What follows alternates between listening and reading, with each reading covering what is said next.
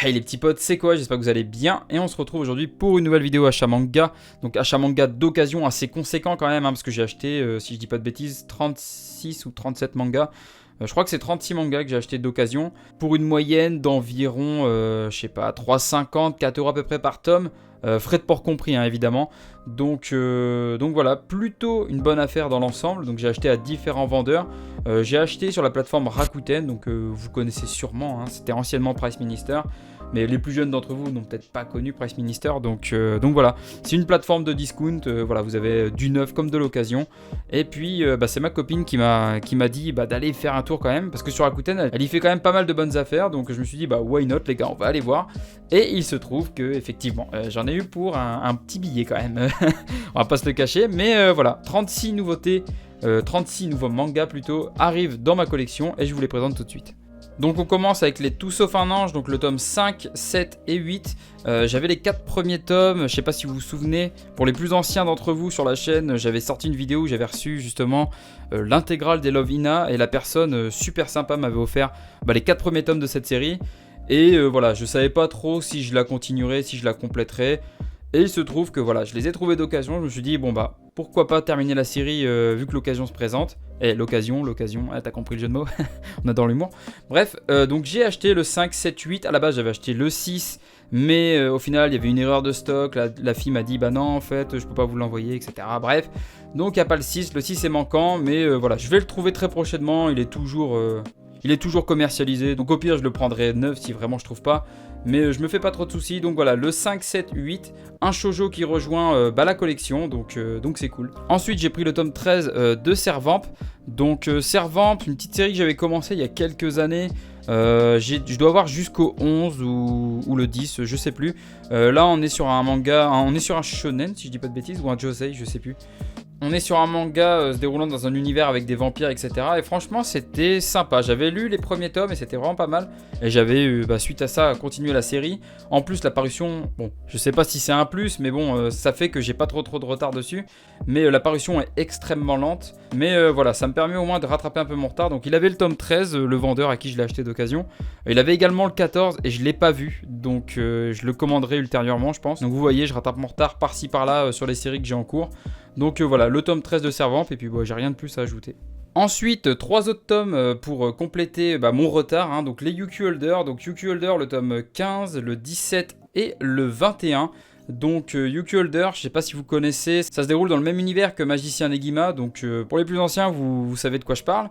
Yuki Holder, j'avais plutôt bien apprécié le début de la série et puis j'ai eu envie de la continuer. Je me suis arrêté vers les tomes 7 ou 8 je crois. Après voilà, j'avais eu une période justement où j'achetais plus trop de mangas. C'est pour ça j'ai accumulé pas mal de retard. Et puis là j'ai vu qu'il avait 3 tomes. Donc 3 tomes que je n'avais pas. Donc je me suis dit c'est l'occasion. Sachant que je les ai payés à peu près 2 euros pièce. Donc franchement c'était vraiment une bonne affaire. Donc voilà le tome 15, 17, 21 de Yuki Holder. Et puis si vous avez la série, n'hésitez pas à me dire en commentaire vous ce que vous en pensez. Si vous êtes à jour ou si c'est pas du tout une série qui vous attire. Après voilà, c'est possible, hein. Chacun est libre d'aimer ce qu'il veut, donc voilà, les goûts et les couleurs les gars.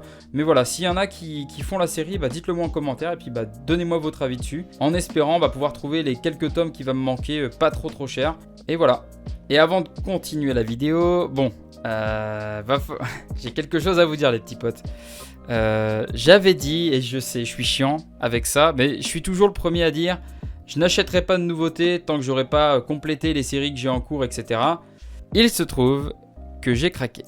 J'ai craqué les petits potes. Je crois justement dans ce gros achat, j'ai dû acheter 4 ou 5 nouvelles séries. Je crois que j'ai acheté 5 nouvelles séries. Et cette première nouvelle série est une petite série.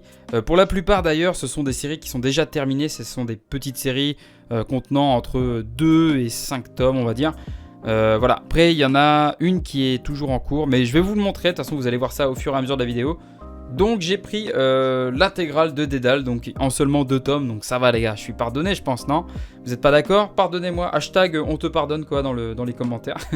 Donc Dédale en seulement 2 tomes, petite série donc qui m'avait fait de l'œil à sa sortie justement. C'est sorti il y a 2-3 ans je dirais. Je sais pas si je peux avoir la date. Je dirais 2018, 2015, oh la vache, oh le coup de dieu. J'ai pris un petit coup de dieu là les gars, je pensais que c'était il y a moins de temps que ça. Le résumé m'avait attiré, et puis bah, le fait que ce soit une série en seulement 2 tomes. De toute façon, les gars, quand t'as 2300 mangas, 2 de plus ou 2 de moins, qu'est-ce que ça change? Qu'est-ce que ça change? Les gars, je me rassure comme je peux. Ouais, je sais, je suis désespérant, je sais. Donc, Dédale, les 2 tomes. Si vous possédez la série, bah, n'hésitez pas à me le dire en commentaire. Donnez-moi votre avis également sur la série. De toute façon, les gars, l'espace commentaire est là pour ça. Donnez-moi vos avis, hein. Moi, j'attends que ça. De toute façon, je lis toujours tous vos commentaires, et vous le savez très bien. Donc, voilà, les 2 tomes de Dédale, et puis on passe à la suite. Pour cette nouvelle série, on a donc une série terminée en 4 tomes aux éditions Doki Doki. Bon, je fais comme si c'était un manga hot, mais pas du tout. Killing Maze, donc par le même scénariste que La Cité des Esclaves. Je sais pas si vous connaissiez la série La Cité des Esclaves. J'ai dû vous le présenter déjà une fois dans une vidéo qui doit dater un peu sur la chaîne.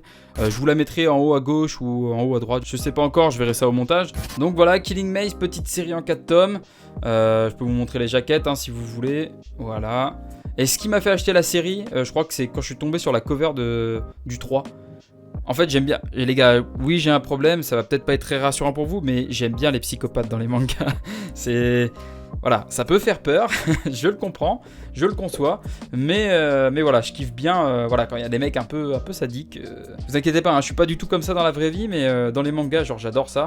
J'adore aussi quand c'est très psychologique, donc je verrai bien ce qu'il en retourne. Le manga a l'air sympa, c'est une petite série de toute façon. C'est pas non plus un gros investissement vu que je les ai eu d'occasion, j'ai dû payer 3,50 à peu près le tome, même pas 15 €. Bon, c'est pas déconnant, ça reste quand même très raisonnable. Killing Maze, hein, que je commencerai justement juste après la série que je suis en train de lire actuellement, que je vais vous présenter justement parce que ça va être la dernière série de cette première partie de vidéo. Donc je vous montre ça tout de suite. Et donc, dernière série de cette vidéo, de cette première partie de vidéo d'ailleurs. Une série toujours en cours, donc j'ai pris les 5 premiers tomes d'occasion, toujours aux éditions Doki Doki d'ailleurs.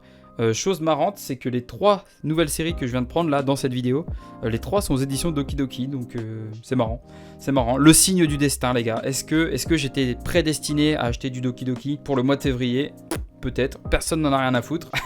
Donc la série, c'est Battle Game in 5 Seconds. Je pense que certains d'entre vous connaissent la série parce qu'elle est toujours en cours. Et puis on est sur un survival game et c'est quand même un style très à la mode en ce moment. Même si ça l'est un peu moins que ces dernières années. Mais cette série-là, au moment où elle est sortie, je crois que ça doit être le surlendemain ou la semaine où justement je m'étais dit plus de nouvelles séries dans la collection, je me focalise sur les séries en cours, etc. Je rattrape mon retard. Même après avoir lu le résumé qui m'avait donné très envie à l'époque, jusqu'à maintenant j'avais réussi tant bien que mal à me contenir.